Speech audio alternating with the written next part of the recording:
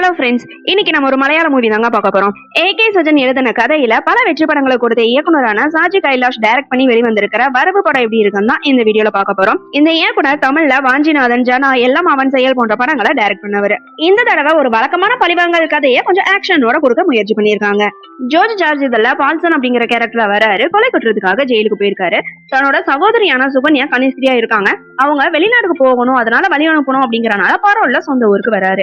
ஆனா அங்க இருக்கிற 10 நாள்ல அவர் மேல மறுபடியும் புது வழக்கு போடணும் அப்படின்னு எஸ்ஐ பாபுராஜும் அவர் கொலை செய்ய தொழிலதிபரான முரளி கோபியும் முயற்சி பண்ணிட்டு இருக்காங்க.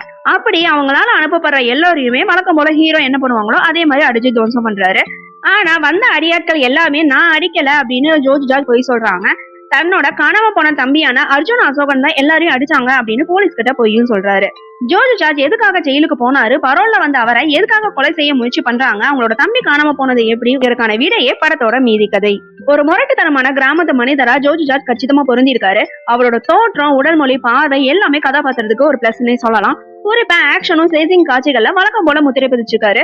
ஸ்டைலான வில்லனா வர முரளி கோபி நல்லா நடிச்சிருக்காரு. ஆனா இதே மாதிரியான கதாபாத்திரத்துல அவரை திரும்ப திரும்ப பாக்குறது கொஞ்சம் போரிங்காவும் இருக்கு.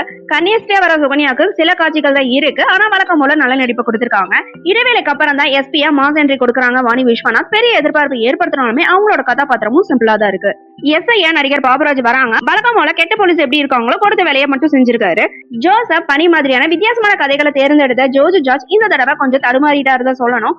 அர்ஜுன் அசோகனுக்கும் பெருசா வாய்ப்பு இல்ல, பிளாஷ்பேக்ல மட்டுமே வந்துட்டு போறாரு. சேசிங் காட்சியிலும் சண்டை காட்சியிலும் சாம் சியர்ஸோட பின்னணி இசை அருமையா இருக்கு. கேரள தமிழக எல்லையோட இயற்கை அழகையும் அதுல வர சேசிங் காட்சிகளை ஒளிப்பதிவாளரான எஸ் சரவணன் ரொம்ப நேர்த்தியாவே பதிவு பண்ணியிருக்காரு.